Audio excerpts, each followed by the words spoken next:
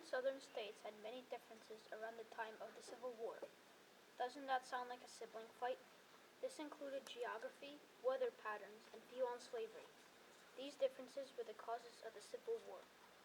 The geography and weather of the North and South were very different. In the North, there was rocky and infertile soil with many mountain ranges. Also in the North, there were very cold and snowy winters with mild summers in the North. In the South, there was rich soil with many plains and plateaus. The weather in the North and the South was mild in the winter and hot in the summer. Because of the difference in geography and weather, the economies of the North and South went totally separate ways. The North's economy became based on manufacturing. This economy needed mostly skilled workers and not slaves. However, the South's economy became based on farming and agriculture. This economy needed a lot of slaves. Due to the economies, slavery was not found in the North, but was found in huge quantities in the South. The North and South soon started arguing about slavery being allowed or not. This was one of the arguments that started the Civil War. There are four main compromises before the Civil War. There's the Compromise of 1820, also known as the Missouri Compromise, the Compromise of 1850, the Dred Scott case, and secession.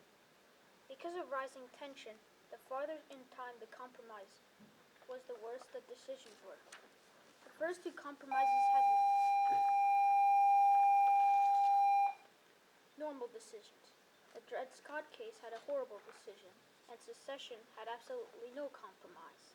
In the Missouri Compromise, the Union got Maine and Confederacy got Missouri.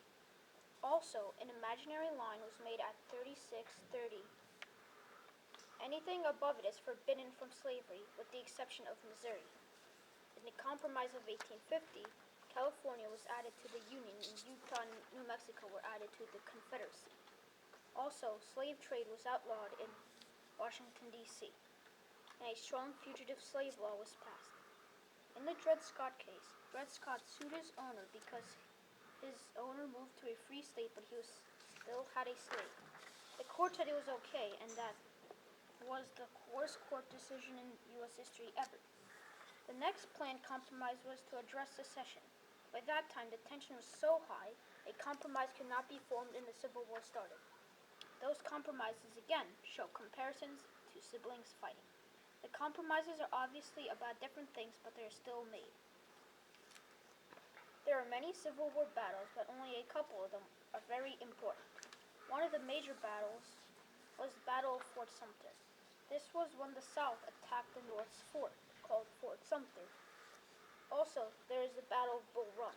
This was the first major battle of the Civil War that happened on the battlefield. Another major battle is the Battle of Gettysburg. This battle is known for Abraham Lincoln's famous Gettysburg Address. Once again, this relates to sibling fights. We fight many times, but only a couple of times we do fight very intensely.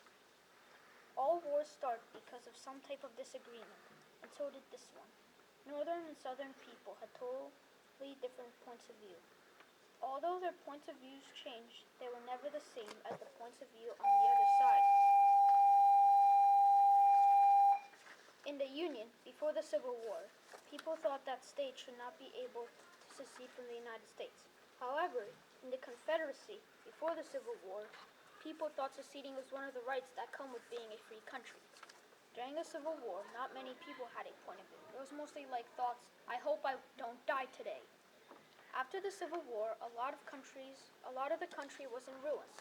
Most of the South was completely destroyed and was a little of the North.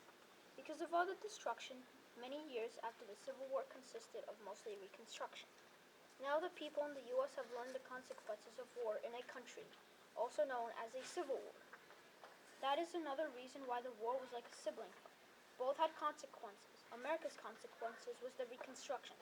Siblings' consequences were being grounded. Even though the Civil War was very destructive, it also made the U.S. a better country today. For one thing, slavery was banned. Also, the more time passed by, the less tension there was between the two sides. The Civil War gave soldiers an experience on fighting for future wars and generals an experience on tactics for future wars. Since most wars involved the U.S. happened way after the Civil War, The soldiers and generals shared their experience with future soldiers and generals. The Civil War, as you can see, had both good and bad consequences.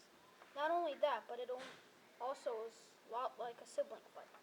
The Civil War was probably the second most important war in history of the U.S. after the Revolutionary War.